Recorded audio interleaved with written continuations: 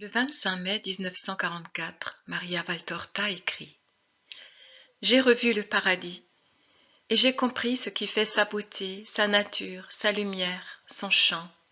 Tout en somme, et même ses œuvres, qui sont celles qui, de si haut, informent, règlent et pourvoient à tout l'univers créé. Comme l'autre fois déjà, au tout début de l'année, je crois, j'ai vu la Sainte Trinité. Mais procédons dans l'ordre. Les yeux de l'esprit sont, certes, beaucoup plus capables de soutenir la lumière que les pauvres yeux du corps qui ne peuvent fixer le soleil, alors que cet astre ressemble aux petites flammes d'une mèche fumante en comparaison de la lumière qui est Dieu. Néanmoins, ils ont besoin de s'habituer graduellement à la contemplation de cette beauté élevée. Dieu est si bon que bien qu'il veuille se révéler dans tout son éclat, il n'oublie pas que nous sommes de pauvres âmes encore prisonnières d'une chair et par conséquent affaiblies par cette prison. Oh, comme ils sont beaux, resplendissants et dansants, les esprits que Dieu crée à chaque instant pour être l'âme de nouvelles créatures. Je les ai vus et je le sais. Mais nous, tant que nous ne serons pas retournés à lui, nous ne pouvons soutenir la splendeur d'un seul coup. Alors, dans sa bonté, il nous en approche graduellement. Hier, donc, ce que j'ai vu en premier ressemblait à une immense rose. Je dis rose pour donner l'idée de ces cercles de lumière joyeuse qui se centraient toujours plus autour d'un point à l'éclat insoutenable. Une rose sans limite. Sa lumière était celle qu'elle recevait de l'Esprit Saint, la lumière très splendide de l'amour éternel. C'était du topaze et de l'or liquide devenu flamme. Oh, je ne sais comment l'expliquer. Lui, il rayonnait très haut et seul, immobile sur le saphir immaculé et extraordinairement splendide de l'empyrée. La lumière en descendait en flots inépuisables.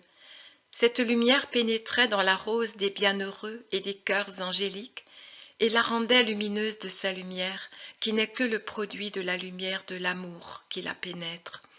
Toutefois, je n'apercevais pas de saints ou d'anges. Je voyais seulement les festons immesurables des cercles de la fleur paradisiaque. J'en étais toute heureuse, et j'aurais béni Dieu pour sa bonté quand, au lieu de se cristalliser ainsi, la vision s'ouvrit sur de plus vastes splendeurs, comme si elle s'était approchée de plus en plus près de moi pour me permettre de l'observer de l'œil spirituel, désormais habitué au premier éclat et capable d'en supporter un plus fort. J'ai alors vu Dieu le Père, splendeur dans la splendeur du paradis, des lignes d'une lumière toute resplendissante, toute pure, incandescente.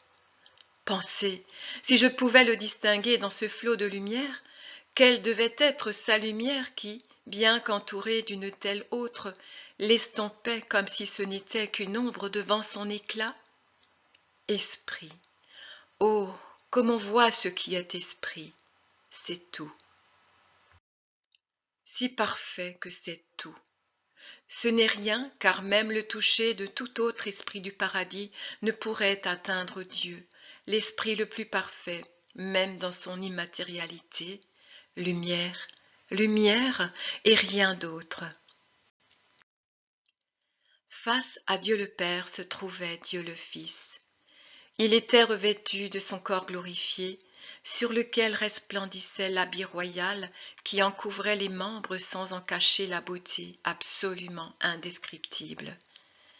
Majesté et bonté s'unissaient à cette beauté. Les charbons de ses 5 plaies lançaient 5 épées de lumière sur tout le paradis et accroissaient son éclat et celui de sa personne glorifiée. Il n'avait ni auréole ni couronne de quelque sorte que ce soit. En revanche, son corps tout entier émettait de la lumière, cette lumière particulière des corps spiritualisés, extrêmement intense chez lui et chez sa mère. Elle se dégage de la chair qui est chair, sans toutefois être opaque comme la nôtre. C'est une chair qui est lumière. Cette lumière se condense encore plus autour de sa tête, non pas comme une auréole, je le répète, mais autour de toute sa tête.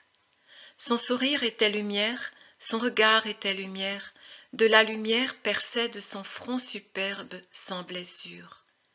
J'avais l'impression que là où les épines avaient jadis fait couler du sang et provoqué des souffrances, il en suintait maintenant une luminosité plus vive. Jésus, debout, tenait l'étendard royal comme dans la vision que j'ai eue, je crois, en janvier. La Sainte Vierge se trouvait un peu plus bas que lui, mais de bien peu, comme peut l'être un degré ordinaire d'échelle. Elle était belle comme elle l'est au ciel, autrement dit, dans sa parfaite beauté humaine glorifiée en beauté céleste. Elle se tenait entre le Père et le Fils, que quelques mètres séparaient, si l'on peut utiliser ces comparaisons sensibles. Elle était au milieu, les mains croisées sur la poitrine, ses mains douces, très pures, petites et si belles. Le visage légèrement levé, son doux visage, parfait, plein d'amour, très tendre. Elle regardait le Père et le Fils en adoration. Pleine de vénération, elle contemplait le Père, elle ne disait rien. Mais tout son regard était une voix d'adoration, une prière, un chant. Elle n'était pas à genoux. Mais son regard exprimait qu'elle était plus prosternée que dans la plus profonde des génuflexions, tant il était plein d'adoration. Elle disait « Saint !» Elle disait « Je t'adore » par son seul regard. Pleine d'amour, elle contemplait son Jésus. Elle ne disait rien, mais tout son regard était caresse. Chaque caresse de ses doux yeux disait « Je t'aime ». Elle n'était pas assise.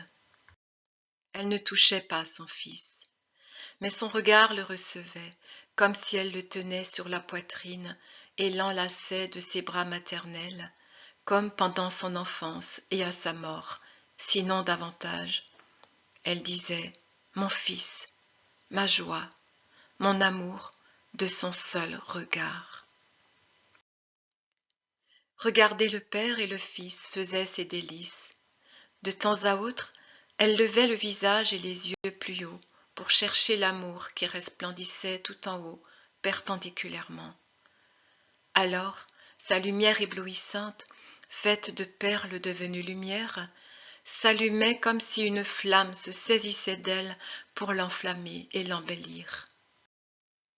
Elle recevait le baiser de l'amour et se tendait avec toute son humilité et sa pureté, avec toute sa charité, pour répondre par une caresse à la caresse et dire « Me voici, je suis ton épouse, je t'aime et je suis à toi pour l'éternité. » Et l'esprit flamboyait plus fort quand le regard de Marie se fondait dans ses splendeurs. Puis Marie tournait à nouveau les yeux vers le Père et vers le Fils. On aurait dit que, rendue dépositaire de l'amour, elle le distribuait. Mais quelle pauvre image je prends! Je vais mieux m'exprimer. On aurait dit que l'esprit l'élisait pour être celle qui, recueillant en elle-même tout l'amour, le portait ensuite au Père et au Fils, afin que les trois s'unissent et s'étreignent l'un l'autre en devenant un. Oh, quelle joie de comprendre ce poème d'amour! Quelle joie de voir la mission de Marie, siège de l'amour! Toutefois, l'esprit ne concentrait pas ses splendeurs sur Marie uniquement.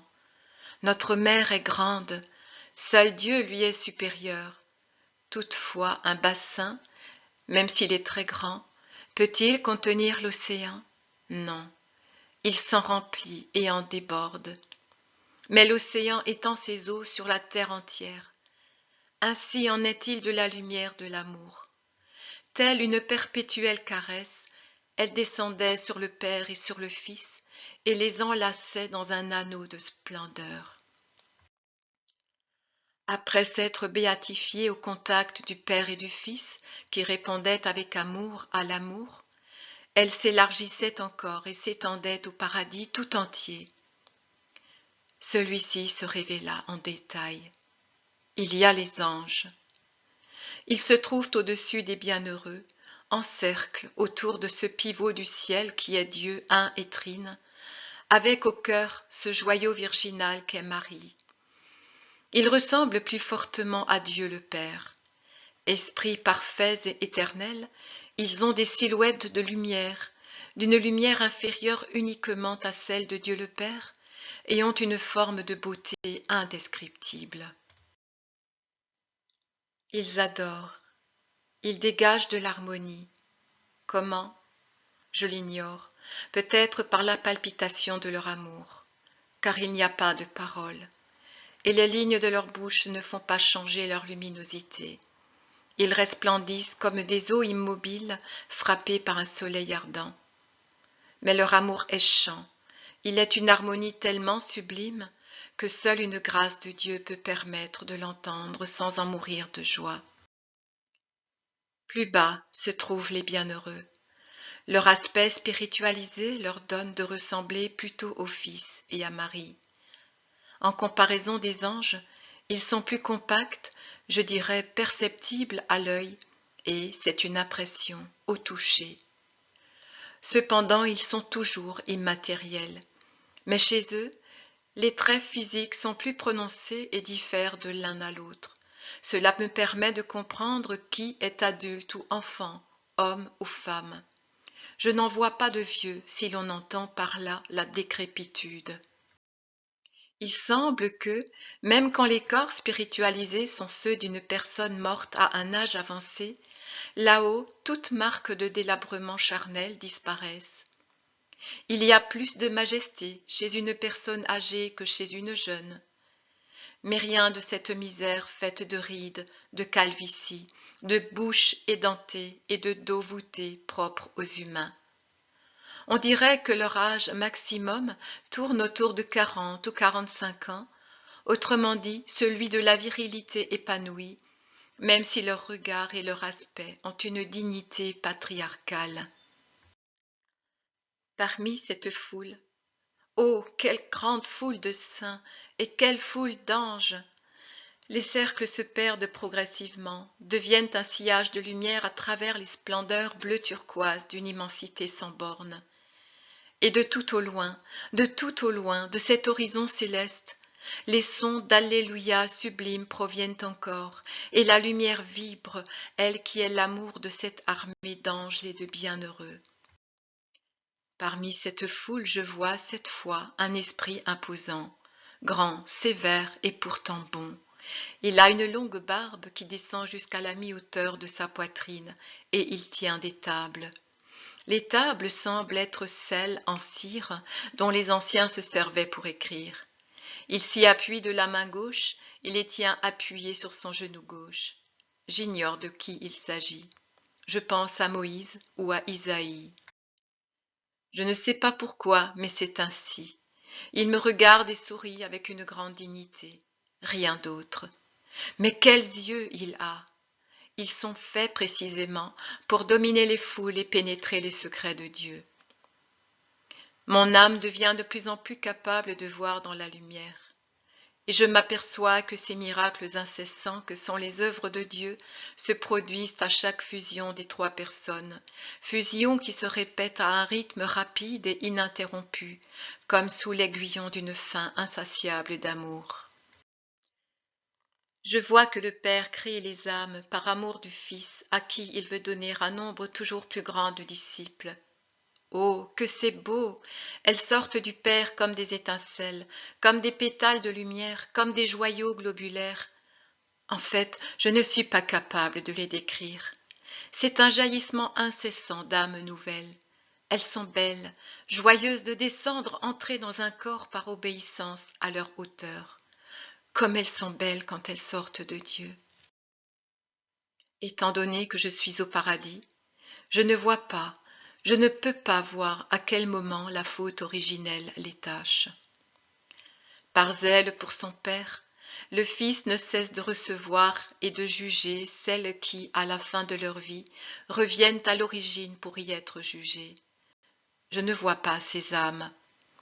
Au changement de l'expression de Jésus, je comprends si elles sont jugées avec joie, avec miséricorde ou avec inexorabilité. Quel éclat a son sourire quand un saint se présente à lui. Quelle lumière de triste miséricorde lorsqu'il lui faut se séparer d'une âme qui doit se purifier avant d'entrer dans le royaume. Quel éclair d'offense et de douloureux courroux quand il doit répudier un rebelle pour l'éternité. C'est là que je comprends ce qu'est le paradis et ce qui fait sa beauté, sa nature, sa lumière et son chant.